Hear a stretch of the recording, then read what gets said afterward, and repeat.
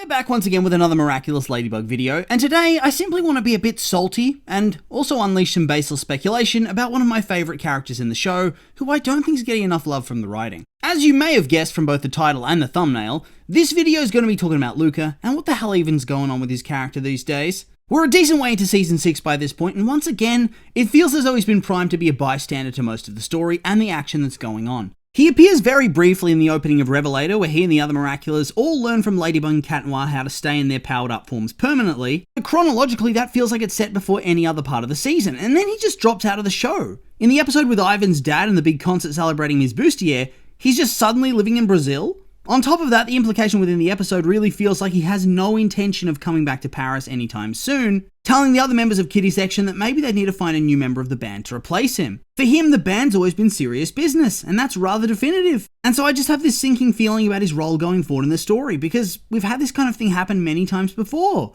Luca gets built up and then gets squandered. He gets built up again and gets squandered again. Now it doesn't even feel like they're bothering to build him up. They've just jumped straight to the squandering part. I mean, let's take a walk down memory lane, shall we? Luca was introduced into the story way back in Season 2, I think it was, and from the get-go, it was clear that he was meant to be the romantic rival to Adrian. It's not like they were presented as enemies, far from it, but the reality is that the expectation of the storyline was that Luca's supposed to be interested in Marinette and pursue her, whilst Kagami does the same for Adrian does the same for Ladybug, and Marinette does the same for Adrian. Clearly, it was priming the series for drama with a tangled web of love interests and for some alternate ships to set sail in the meantime, as the show was clearly not ready for the two leads to pair off into their endgame ship at that stage of the story. I think Luca in those early days was used decently well. He comes in there as this suave, friendly sort of guy, almost too good to be true. Seriously, the guy's so nice that it feels like he must be a secret twist villain just to offset it all. He clearly likes Marinette, he's friendly to everybody, he's talented, he lives on a houseboat.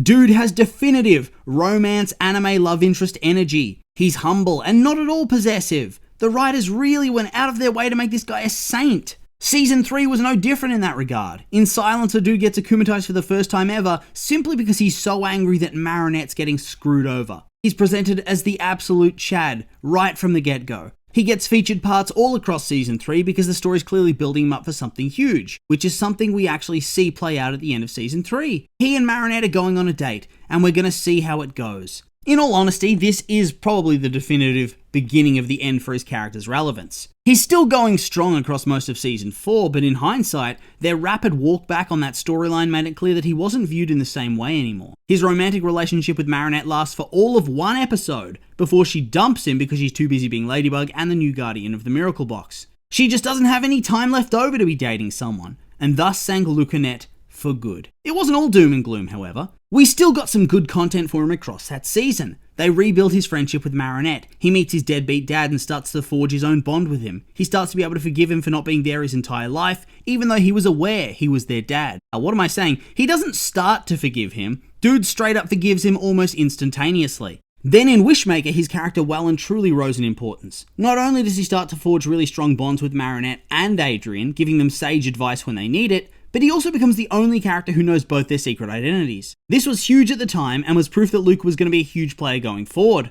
Or maybe he's going to be some sort of moral support for Cat Noir like Alia is for Ladybug. Maybe this, maybe that. So many theories and so much speculation. It was a simpler time. He even got this huge moment to be involved in the plot with Shadow Moth and everything going on in Ephemeral, where his knowledge plays a key role in the overall events of the episode. Hell yeah, Luca stands, rise up, am I right? Dude was entering that solid second tier of characters. He'd never be one of the leads, but being the second fiddle is very good too. It doesn't last though, that's the problem. Season 5 is the metaphorical comeback down to earth moment. Dude was absolutely shuffled off to the side. Felt like there was so much you could do with the character, and you briefly have him and Kagami team up to try to ship Adrian and Marinette, and then you have that episode where Gabe discovers Luca knows the truth, and so he's forced to leave Paris to prevent him being targeted by Monarch. That happens halfway through Season 5. Before that, he barely ever appears, and then he doesn't come back until the end of the season. Apparently, in the time that he's been away, he's been inducted into the Order of the Guardians by Su-Han, and taught their special anti-miraculous kung fu.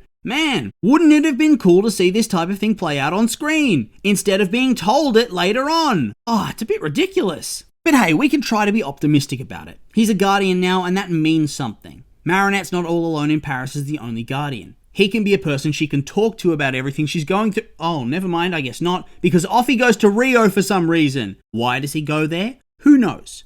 We have no answers for episodes 1 through 7. Maybe some later episodes are going to explain it, but I wouldn't hold my breath for that. I suspect that they're just trying to maintain the status quo like they did with Bunnix. At a certain point, having time travel Miraculouses is a big loose end that hangs over the story, hence why Bunnix has been exiled to wander through time forever. I really think it has to be because his Miraculous makes things way too simple and would force him into a protagonist role, because it's not like it could be the identity thing, right? You have half the bloody cast at this point who knows who Ladybug is. On top of that, would Lila even know that he knows? I don't see why she would. Thus, I think it's rather clear that Luke has been forced out of the story for rather stupid and contrived reasons. He's been put on ice for the sake of being put on ice. Maybe they just hate his character, I don't know. Regardless, it really does suck. However, for Bunnix, at least you can say she's always been a very crucial character to the story. She has multiple important episodes that are built specifically around her and her powers, and she even got a whole special to team up with Ladybug alone to battle Lila in Lila's villain debut. Huge moment. It's a very different context to the type of showcase that Luca gets, which is to say, none at all. What's worse is that I don't really know if there's a path forward for his character where he gets to do anything of note this season. I mean, like I said, we've seen the first 7 episodes except for Sleeping Siren, but with a name like that, I don't think he's going to feature too heavily, especially when he's outright not in the other episodes except via Skype that one time. So the first 7 episodes already are a bust, with him already in Rio by the time of episode 7. Then we don't know what happens in the meantime, but looking at some of these episode titles, I don't see why he'd be relevant for them. The next 3 just don't fit. He appears in the Revelator intro, that's true, but that section is heavily implied to take place chronologically before anything else that season. Then the rest of the episode snaps back into the timeline. Then there's still no hint of him there in The Ruler, which is episode 15. I mean, maybe he's back, but it's impossible to say because he doesn't appear. If it's what I suspect though, then I think he's still in Rio at that stage of the season, which of course means we've gotten long past the halfway point of the season with no appearances at all. Well, no proper appearance beyond video chat and a flashback. Could he appear for the finale or even just the later stages of the season? Yes, it's possible, but the longer it goes, the less likely it becomes, especially since those late stage episodes, you want to reserve those for big name characters. Marinette, Adrian, Lila, maybe even Kagami and Felix. They're way more tied into that main plot than Luca is. I do have a sinking feeling that he's been sent there as a sort of linking character for that Rio special. They're still doing that one, right? I thought that I heard it got cancelled at some point, but I think it was last year at that Miraculous Corp thing that they said they wanted to release it after Miraculous Tokyo. Since Miraculous Tokyo has a very vague release date of the end of 2025, this means the Rio special's not coming anytime soon. Probably the end of 2026, judging by the release dates and the gaps of the other specials. Plus, they usually like to release them in the off-seasons, right? Just to fill up a bit more time and keep the content drought from stretching on too long. So if you combine the idea of Luca being in Rio with the concept of there being a special slated for that area at some point in the future, I think you can easily come to the conclusion that Luca is not appearing in any real depth this season, except for maybe a last-minute fight scene where he arrives from Brazil, just like he did at the end of Season 5, ultimately doing nothing. You know what though? Under normal circumstances, I would get it. The show's pretty expansive now and has a huge supporting cast. It would be fairly difficult to include everybody at all times, and so sometimes you have to prioritize. I get it. That's how superhero media has always worked. Characters are going to drop in and out as needed to enhance the story of the lead characters. Miraculous is hugely comic book inspired, and that's just how it goes in that sort of world. Throughout the first 5 seasons of the show, character development has often been rather hard to come by. Think about how long it took for Marinette and Adrian, who are the 2 leads of the show, to begin to evolve. Think about how many times something big would seemingly happen, and the story would have the potential for massive change, only for them to reset things to the status quo. Thus, not having Luca around in that context probably doesn't matter all that much, as he isn't missing out on anything. That being said, I think the bulk of my frustration here stems from the fact that this is a season that's seemingly developing so many different characters at once. Historically, this would never have mattered, like I said. Character development was few and far between. It was all about the status quo and slow burn. That was the name of the game for the bulk of seasons 1 through 5. Then we come to season 6 and suddenly it's like the writing mantra's completely shifted. We've seen so much develop over the course of the season so far. Climatic Queen went and shined a light on one of the show's more niche characters in Aurora, while setting up some mystery with Aglaé, and showcasing the Adrianette relationship dynamic quite well. Illustrator is a showcase of the Big Four Miraculous hero team. It fleshes them out a bit more, shows how they work as a team. Sublimation introduces a new mysterious character to interact with the friend group, who has a whole heap of story potential and plants seeds for bigger involvement down the line with Kagami's mum being her sponsor.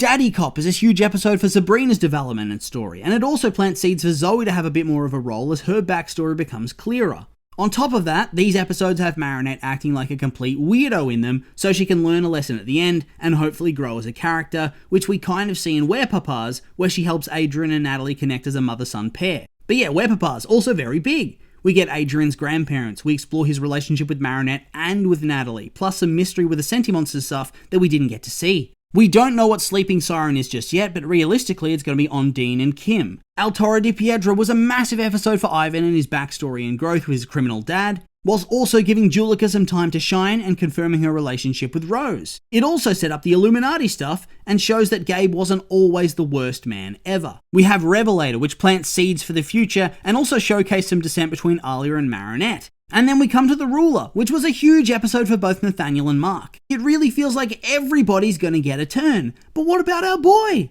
Is he gonna have to wait for Rio and then maybe season 7 to get his shot? I don't know, I just have a sinking feeling about this. And whilst in the end, there is a lot of season to play out and a chance he could make a return and get a big episode to help flesh him out, I'm just not thinking so. I could be wrong and I'd love that to be the case, I just don't think I am. It's a shame because otherwise I think the season's really strong so far in terms of the writing. It's just one of the key characters who has so much potential has been absolutely wasted. Shit, I mean, Astric even said that he might get some romance at some point, so maybe he does come back. We've talked about that on this channel before. But then again, could have just been a random thought that he tossed out there. He does that sometimes. It's not really clear. And so yeah, with all that being said, these have just been my opinions, and I'd like to hear yours. What do you think about the future of Luca's character this season? Do you agree that he's going to take a bit of a back seat and be somewhat squandered? Or are you a bit more optimistic than that? I'm curious for your thoughts, so make sure to like, comment, and subscribe, and let me know.